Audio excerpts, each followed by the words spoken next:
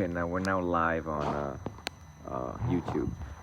You read the dependent origination chapter or book or synopsis of it, and your question is, does it apply to recall? Say that again. So does it apply to like all living sentient beings, or does it apply to like everything that exists? Yeah. Well, if I say it applies to everything that exists, it's a little too far fetched. Like, who knows where the worm came from, or the butterfly came from the cocoon, and the cocoon was um, the worm, and it's too much. The dependent origination, to me, how I use it from a clinical standpoint, is to trace the links of influence. It is the links of influence. This is because that is, and that is because this is. Okay, so it's like going on a date, or let's use this other example for young people, who who gets pregnant. And it's like we actually just talked about that. You know, the couple that that you seen in the car earlier.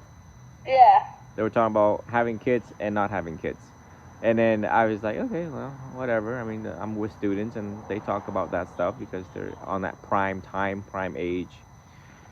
And then, so let's do a dependent origination on somebody who just got pregnant. Let me fix my robes. I'm falling apart here.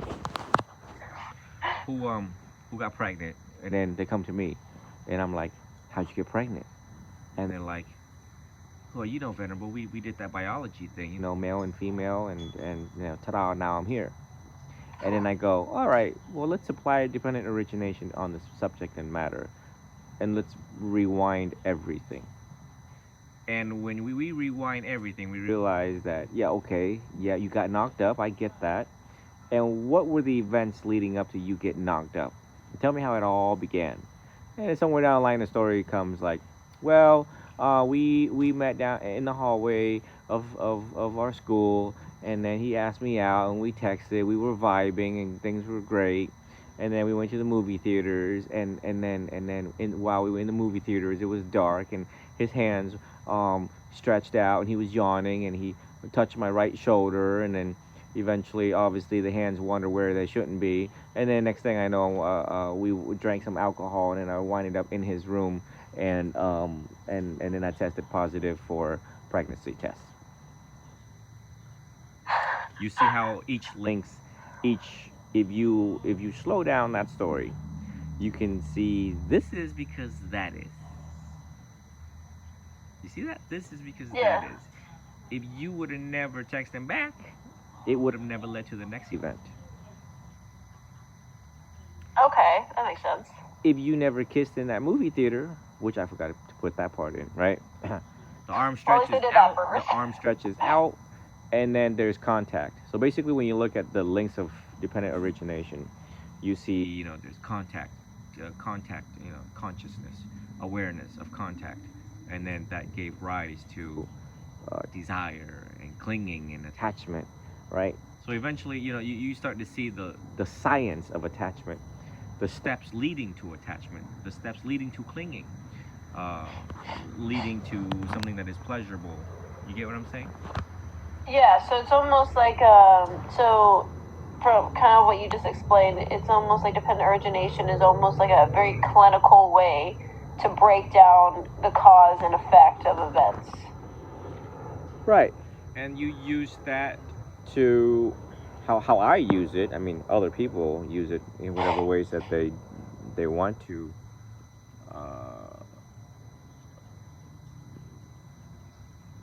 use it. How I use it is to be aware of, well, before I do something, if I'm going to say this is going to start the wheel of that, or if I'm going to do this is what's going to lead to the consequences or the outcome of something. Mm-hmm. Yeah, that reminds me, I was watching a video of a guy that was like giving a little lesson because he has a lot of young people followers on his account, and he was like, people often ask him how not to hurt people, and he says, well, first you have to start by thinking of every possible way you could hurt somebody, and then by doing that, you realize it might not be the best moment to say anything, or it might be the perfect moment to say something, or maybe you'll reword what you might have originally said because you took a moment to think, how could I hurt this person?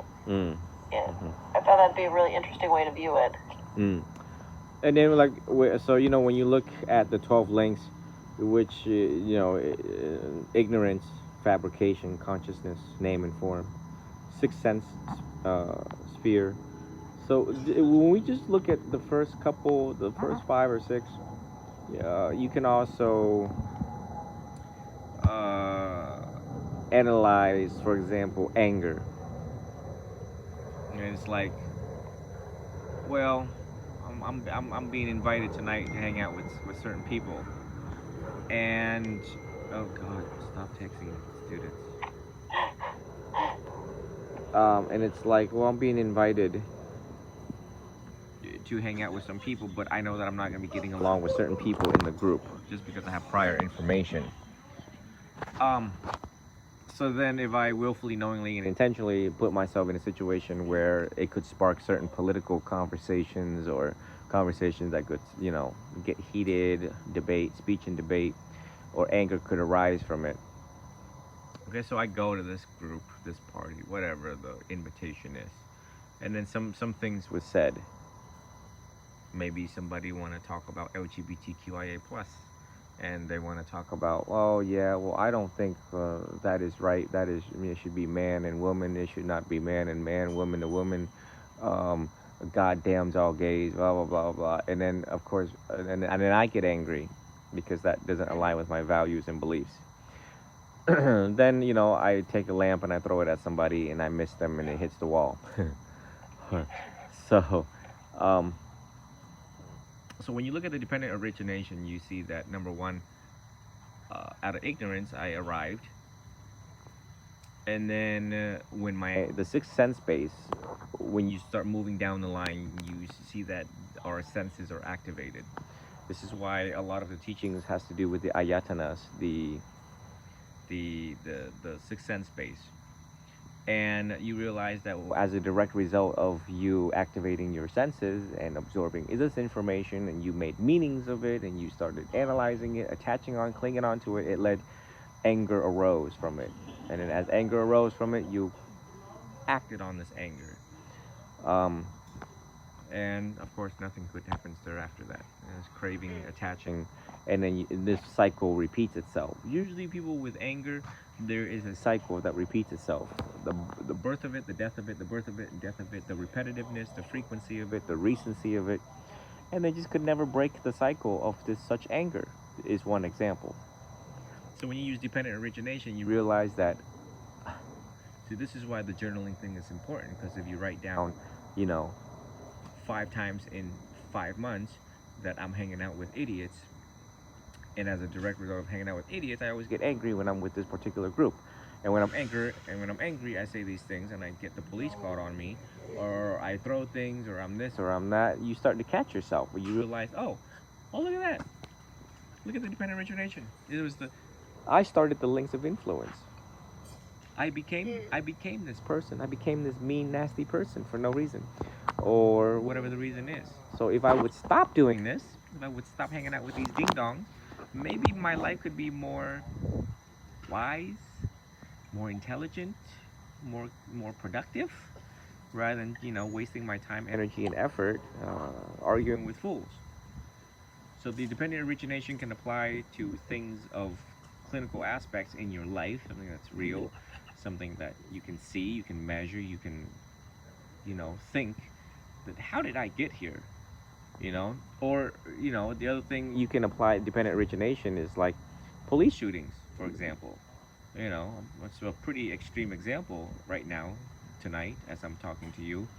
But it's like the police officer told you to put your hands up. Why couldn't you just put your hands up? Because the end goal is you're going to have your day with the judge. And so many people fail to listen to verbal commands, lawful commands.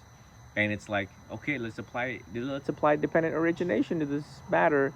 was that something happened, right? And then the senses was activated because they're screaming and hollering, "Put your hands up!" You didn't put your hands up, so then they had to do hands on you, physical contact. Right? So you see it unfolding like a train wreck in slow motion. I could see that. Hmm. So Okay. that is how you use the dependent origination, and I typically tell students to use the dependent origination in their own life, um, especially tracing back. How did you get to where you are right now? How did you get to become so sensitive? How did you become a people pleaser? How did you become so angry? Right? Trace back as young as you can remember who you were with, why you were there, and of course, when I think about my own life as a 3-year-old, 4-year-old in the crib, listening to people scream, holler, my mom being away from me, all of that sense contact, the activation of the senses, the knowing, the not knowing, the conditioning, the causes and conditioning that led to an infant being anxious, afraid, that led to certain attachment theories, ambivalent, anxious attachment style. Uh, so it's like you have compassion for yourself. You understand that. And then you go, oh, well, okay. Now I kind of know why I have these types of tendencies. Why when I love, I'm afraid when my partner leaves me or they don't come back and I'm thinking they're cheating on me or these little insecurities that you have. You come closer to the answers that you're looking for, some of the questions that you have, subconscious, unconscious questions that you may not even know exist. Okay, that makes sense. Mm-hmm. But It to actually, but I don't. but to Sorry. but to apply dependent origination to like the cat next door, it's like who knows what that cat knows about dependent origination, and where did the cat come from, and what led to this cat being here? It's just like it's outside of the clinical realm that I teach. Yeah, Too because much speculative, too much speculation and guessing. Yeah, because like that was something he did make sure to bring up a lot in the book, is that the dependent origination was in no way designed to like speculate the beginning of the universe or anything as massive as that. Like it was more meant on a personal level, which I found interesting because it didn't remind me of. I don't know if it was something you posted or something else I see because I follow a lot of different accounts, but it was something like talking about like being more loving to yourself. Is that the quote basically summing it up said something along the lines of that you need to practice more self-love because in your previous existence they worked really damn hard to get you to where you are now, so because you didn't go backwards, hopefully. And I was like, that's an interesting way of viewing that too. So but yeah, so that's dependent origination. This is kind of like in a nutshell. I give some talks on it from my part of it. Uh, you don't have to analyze it too deep or too long. You gotta look at the simplicity and practicality of it. Because dependent origination throws a lot of people off. They read the first couple and they're like, "What? I don't see how this is relevant to my life right now. I don't see what's going on right now." Well, that's why I found that table so helpful. That table breaks it down really nicely. That was on the buddhanet.net. Mm-hmm. Yeah. I was like, oh, it's all kind of starting to come together, kind of. Mm-hmm. Yeah. Yeah. Any other questions so far? Yeah. Was this answer satisfactory to your understanding? Say that one more time. Was the answer I gave you satisfactory to your understanding? Oh, most definitely. Yeah, that's just what I need kind of clarified. Because I was at first trying to like for example, my cat, I was trying to apply it to him, and I was like, I don't understand where this is going. The other example I can also give is like, why is it so difficult for me to meditate right now, Venerable? It's like, okay, well, dependent origination right now on your life. It's difficult for you to meditate because number one, did you keep the precept? Number two, are you still feeding into the drama that's in your life right now? And typically, the truth comes out quite fairly fast, which is, yeah, I'm not keeping the precepts. I cheat, I lie, I steal, or whatever. And yeah, I'm not getting along with this. And there's 5 other friends, and they're all ding dongs. And so there's drama, and I have to worry about Susie, Alan, Tom, Dick, Harry. And it's like, yeah, no, yes. And you expect to just sit and close your eyes underneath this wonderful, beautiful tree and achieve peace? So the clinical usage of the dependent origination is to encourage people. Number one, the first step to meditate is cut back on a drama. Whatever drama is in your life, do I need to sit here and spell it out for each and every single one of you, in each and every single instance and scenario that is possible? No, you know your drama. So only smart students can know what I'm talking about. Obviously, if someone cannot figure out what kind of drama they have in their life, then perhaps they're incapable of understanding at this moment. And that makes sense. Mm-hmm. Yeah. A lot of people do. We are like social animals, and we are like drama based. We love drama. We love gossip, drama. We love talking about other people. This is why you see the entertainment world is so booming right now. It's been booming since the dawn of time. It's like, oh yeah, she cheated on him, and Tom Cruise jumped on Oprah's couch, and yeah, it's just like, get a life. Do you not have a life? Well, the big thing right now is Taylor Swift and his new boyfriend, or her new boyfriend. Right. I'm like, who cares? Right. Mhm. So these are instances where you see clearly that these links led up to something that is not productive, not conducive for spiritual growth and development. I guess kind of building off of that then, because I was kind of working through the rebirth and the karma chapters. So is somebody capable of understanding the Dhamma at any point, or could it almost just be like, in this lifetime, maybe they're not meant to understand it yet? Like, the ignorance is just, like, their past life, the ignorance is just too much, they can't understand it yet. And they have to almost, like, work on building better karma before they can get to that point. If that makes any sense.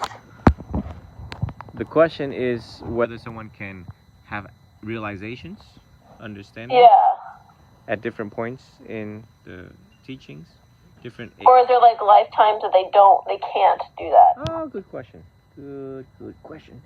Okay, hold on. I'm on the verge of falling apart with my ropes here. I need to fix my ropes here, but so it depends on how dusty people's eyes are. I gave a talk on this today. I published it on TikTok, which is when it depends on the person's capability. Okay, let me put this here. Put this here for a second. It depends. So the Buddha described it as, ooh, I'm a bat. Fly away. It depends on, it takes so many factors. Their age, their stage, where they've been, how ready and ripened they are to receive the teachings, how well they understand the teachings, their depth of understanding. There's so many factors. So Ajahn Mun, I was profiling and researching Ajahn Mun, and they said that Ajahn Mun liberated his students while he was alive. And it was like, what? Like, he made these students like arahants, like full saints. And all of us were like, oh my God. Sorry, the students are wrapping it up. That's really annoying. I'm trying to talk here. He's just taking a jack for a walk. Thank you. Who's in the car with you, Luke? I can see through that car with my X-ray super monk power vision. Is that a lady in there? Can we put him in handcuffs and detain him for questioning? This now becomes an investigatory stop. It's my boyfriend. Oh. Oof. Okay. Shh. I am live, folks. young students, their language. Um, it depends on where they're at.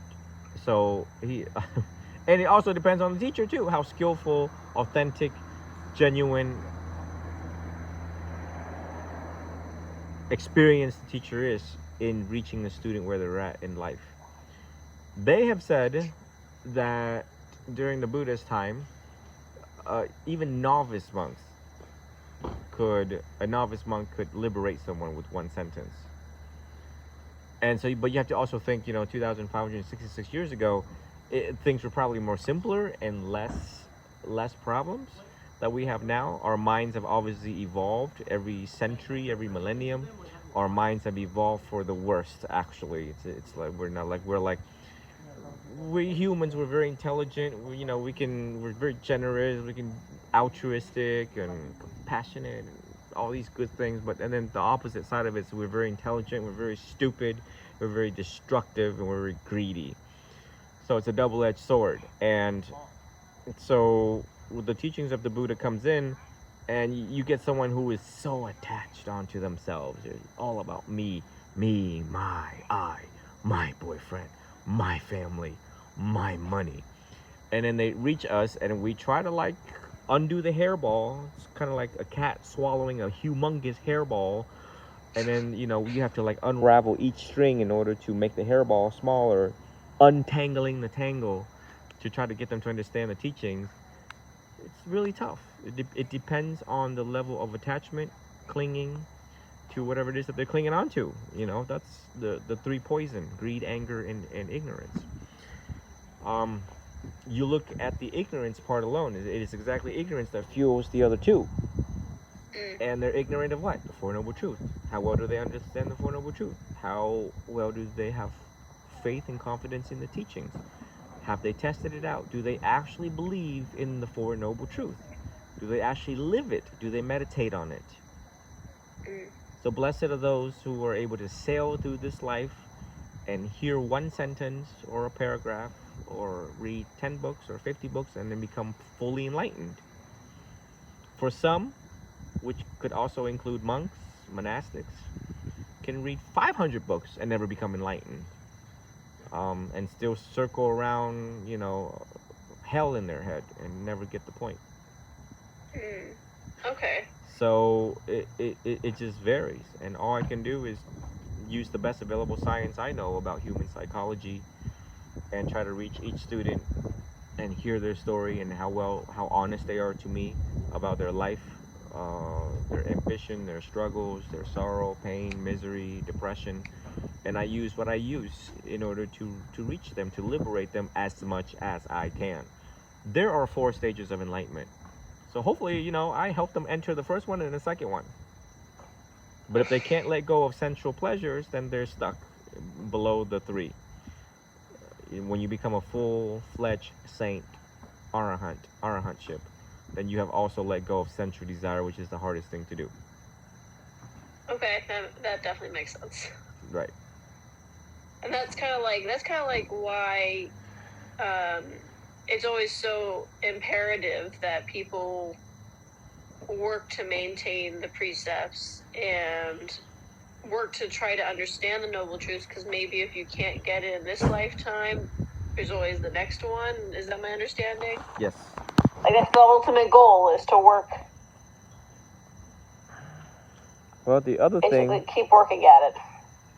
Yeah, the other thing is that you don't want it to lead into the next lifetime, because there's actually no guarantee that you're going to rebirth into a human based on the karma that you have accumulated in this lifetime.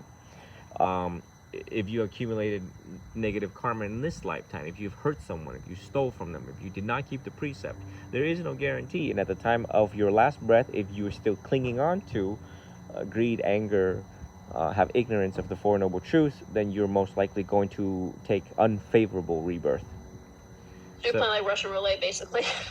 Right.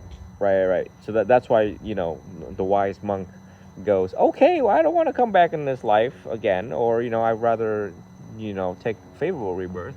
So I'm going to try to do everything I can to purify my mind, my body, and my speech and action. Okay. That makes more sense. Mm-hmm. And then I guess that, sorry. And stop the foolishness and see the dependent origination quickly, so that like tonight I was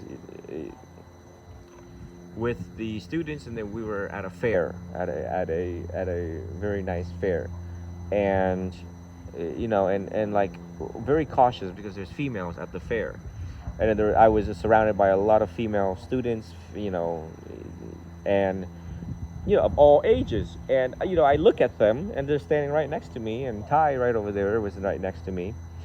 And basically, when I see these humans, females or males, I see skeletons next to me, so I don't attach onto them, so I don't cling, so that no thought of sexual desire arises in my mind, so that it stops. The dependent origination stops immediately as soon as there's sense consciousness of the eyes. Sense consciousness of the eyes. Okay. Therefore, right. I mean, the goal is to purify one's mind. So, how do you purify it? Well, number one, be very aware of what's unfolding right now, of your presence, of things that are around you, the factors leading up to this, the factors that is affecting the mindfulness right now, and how well we resist and guard our senses and vigilant of our mind, so that we don't fall into the trap of the sense pleasures, because we're prone to, hey, what's up, girl, you got a man, you want to holla, you know Yeah. so um and it leads to hell, and the other day I was listening to Dhamma talks of my great teacher, Venerable TK, for short, TK abbreviation. And he says, he was throwing darts and spears at everybody with his words, but they were all true, necessary, right, true and just, under right speech. And he says, what keeps y'all together? Is it money? Or is it promise? What is it? Did you ever think that they could leave you at any moment? They could leave astray in any moment. What is it? Because you have kids? You have a bond together with kids? And that's supposed to ensure loyalty and safety and security and financial security in your life? Really? You really think it's that stable and promising? No, he really hit it hard, deep in the heart. He's keeping it real. Yeah. And so people mistaken that. People mistaken a lot of things. They jump into things without really fully understanding the consequences, or what it really takes to actually love another human being. What is love? How do you love them? What is deep understanding? What is deep listening? What the hell is deep listening? When she's talking, are you actually listening, or are you wanting to respond just to comfort her? So these are the little small things that you people have to think about to make a good informed choice and decision. The other day I also sat with my dad, and I'm like, Dad, people just don't. And I'm very liberal with my dad, and my dad's very liberal with me in speech. He's a professor. And I said, using layman's vocabulary, I said, Dad, people just don't give a shit, do they? They don't give a shit when I have a baby. Trời đại. I use the word trời đại, which means it's kind of like like when they get together, it's like, oh, you down, I'm down, let's do this, and then they have a baby, and it's like, oh well, we're gonna raise the best we can, and however this baby turns out, this child turns out, oh well. And it's like, really, the karma that you have created life. You're responsible for this life, and now you have abandoned this life. Like Venerable Lee, his parents who abandoned him, or his mother who abandoned him for adoption at 8 months. Oh, she's going to hell. Yeah. She's going to hell. Guaranteed. Guaranteed. Left this child in the hands of white parents, in the hands of strangers who were also unskillful. A life of consciousness. Oof. Bad. Well, So it's so crazy that you brought that up too, because I was overhearing a conversation at work a couple of days ago, and it was just interesting because they were talking about how the world's going to crap, and this is what we have to do to get back to where it was. And what I kept hearing was that the answer to everyone's problems was that there needed to be strong male role models back in the home. Like, they needed the strong men back. And so I just casually brought up, I asked them, I'm like, so what's your definition of a strong man? And they gave the typical of isn't feely emotional, is tough and strict, and it was just interesting listening to people's perspectives of what parenting is. And I always thought that it was much more abstract and complicated than those simple sets of characteristics, I guess, if you will, to be a good parent. yeah. So my teacher says, do you see all of the cries in the world? Do you see all of the tears in the world? And as a result of these tears, the billions, trillions of tears in the world have led to 70% of our world filled with water in the ocean of tears. An ocean of tears, he said. He says, and the pain and suffering just continues. Relentlessly continues. That's why the water level keep on rising. The water that indicates the tears in humanity, the sadness in humanity. And I was like, It's a lot of sadness. from a very philosophical standpoint, he hit it right on the dot. And he directly called people stupid. And he's like, look at the stupidity of people. And his demo talk has to do with teaching them how to think, how to question why in everything. And I was just like, oh, you tell him. You tell him. And no, he was very dead on point with his demo talk. And I was like, And the whole time he's talking, most of the time he's talking, he's closing his eyes. He doesn't even want to see these humans in the room anymore. He's fed up. He's had it. I mean, it's a miracle that they were able to convince him to sit there and talk in the first place. And I can't imagine. I remember before I became a monk, he came in, and he was like, so we're gonna review. I think they were also studying the dependent origination, and he was like, okay, so what is craving? What is clinging? What is name and form? And like a group of 20 people, no one could answer him. So he realized no one did the homework, and he says, he walked out, and he was like, name and form. Anyone can tell me what name and form is. This was your homework last night. Did you do it? Any one of you? No? Have a good day. And walked back into his quarters, and I was like,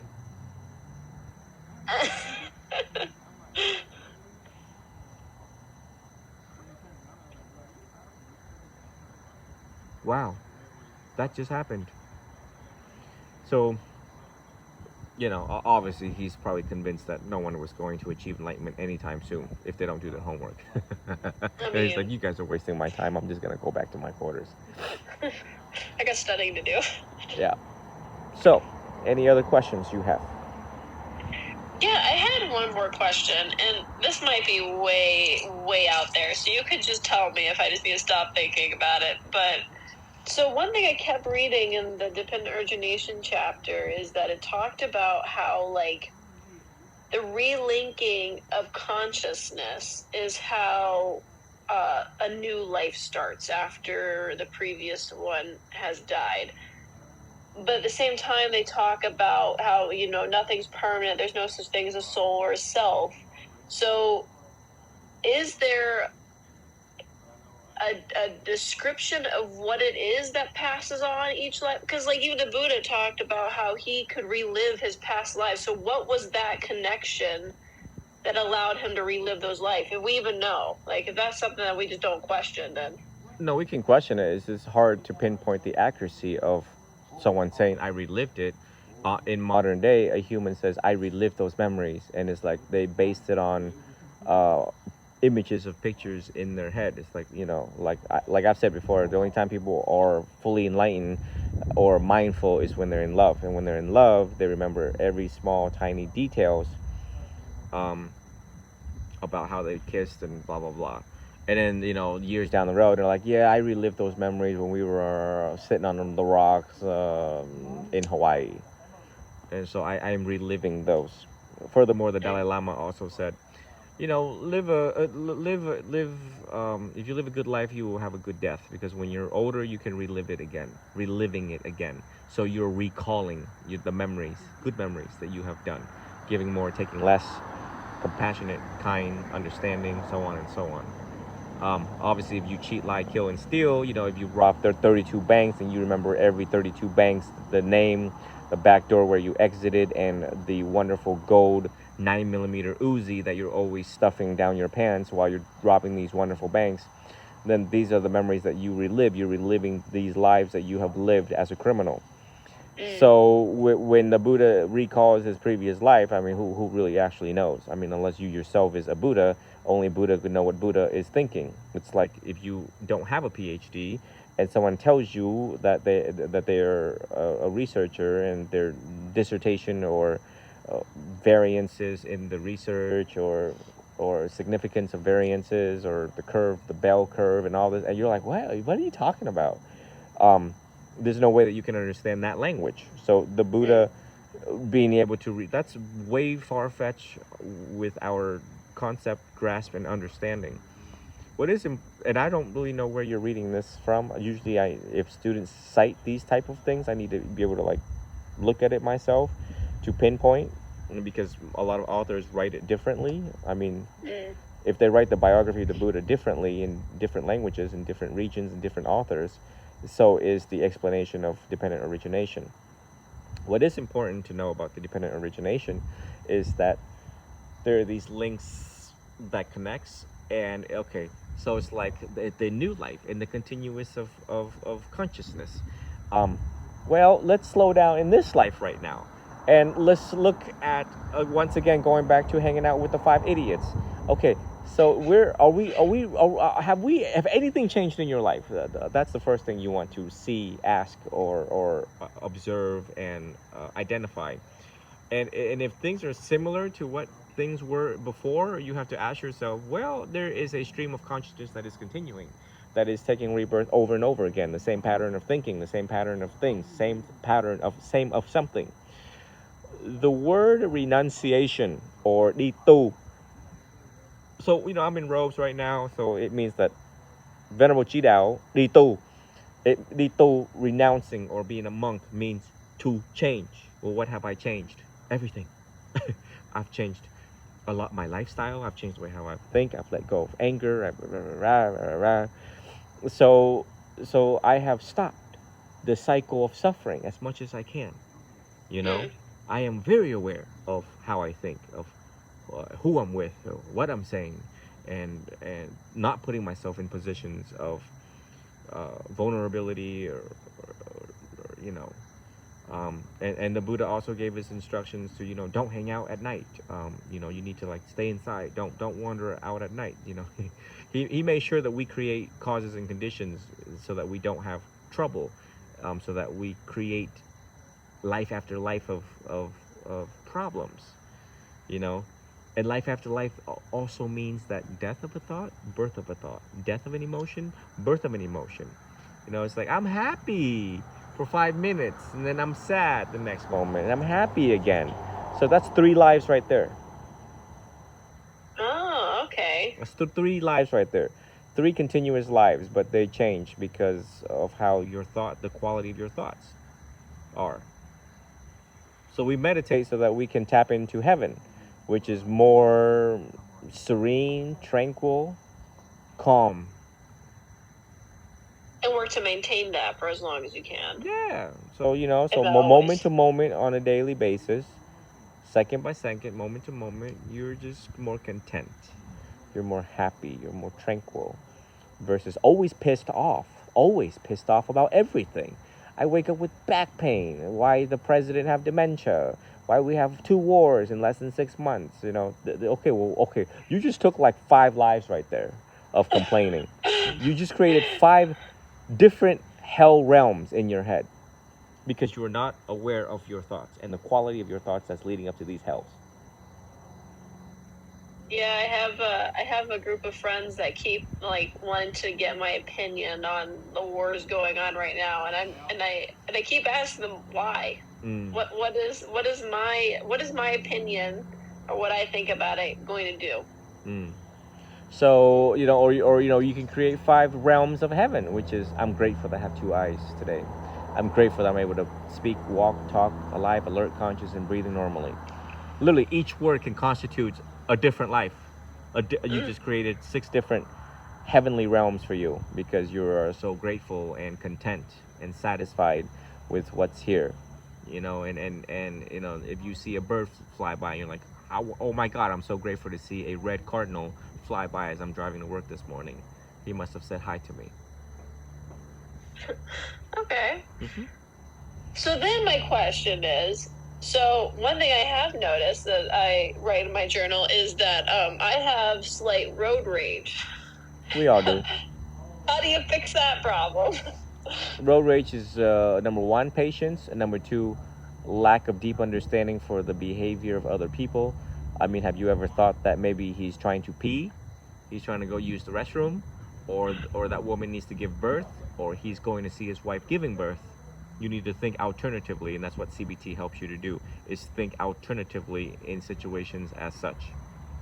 Okay, all right, I like that. Or someone's having a medical emergency, like he's gonna die in like exactly 362 seconds. He's going to die if he doesn't reach the ER 5 blocks from where you are. And he has to cut me off so he can get there faster. He's literally racing for his life. If you think about it that way, then you realize that, oh my God, I hope you make it. Okay, instead of you try to cut me off. Who do you think you are? Do you know who I am? And it always traces back to me, my, and the I. So how do we know that we are attached to something, positive or negative, is when we take it personal. When you take it personal. This came from Venerable Vimala Ramsey. When you take it personal, you realize you've already attached onto the event, person, or thing. Oh, I like it a lot. Okay. I'll have to remember that next time. Right. So, but it happens so quick because the speed of your thoughts is like lightning. So you don't catch it in time, and the next thing you know, you're honking, you're cussing, you're like, "What a beep beep beep beep beep beep beep beep beep beep beep beep." That's what you gotta practice it. Right. Okay. We all have road rage, but that's why we have to practice loving kindness meditation so that it is antidote to the everyday unkind thoughts that naturally appears in our head due to the causes of conditions of our past, due to the causes and conditions of our own dependent origination. That makes sense. Because sometimes I'll wake up in the morning, I'll be so peaceful and serene, and I'll be like, I'm ready to start my day, I'm feeling great, and then I'll get on the road and it dies. Yeah. So good. Keep asking these questions, formulate more questions so that you understand more about yourself and how you can use the teachings to tame your anger, tame your impatientness, tame all these unwholesome negative tendencies that you and I and everybody else has got. See, notice how I said you and I and everyone else has got. So you don't feel alone. So you don't feel singled out, because we all have it. It's just how mindful we are in catching it that makes us a saint. Yeah, I need to get better at that still. That's right. Very good. Okay, any more questions? I think that's all for now. Okay, very good. I'm gonna go and babysit these 3 guys that's over there getting ready to do donuts in this parking lot. Well, did they fix it at least? Yeah, he fixed it. Let That's me good. show everybody on the camera. See? Oh, now they're just hanging out. Yeah, see? Troublemakers. That's why I'm here to babysit. Get a chaperone. The unpaid babysitter. The free babysitter. Okay, Miss Bree. We will talk to you next week, okay? Formulate more, writing in your journal, everything you learned today, reflect, put it in your journal so you don't forget. And if you forget something that I spoke about, then revisit the video that has been recorded. Okay, I definitely will. Keep up the good work, and we'll see how your next week transpires and see if there's any changes. So be aware of changes, the conscious human effort to change. That's how you will see results. Okay, yeah, I will definitely be more mindful of that. Awesome. Awesome. Well, have a good night, okay, Bree? Yeah, Take have a good care. night. Bye bye. Hope you all like it. Till the next time, folks. Take care.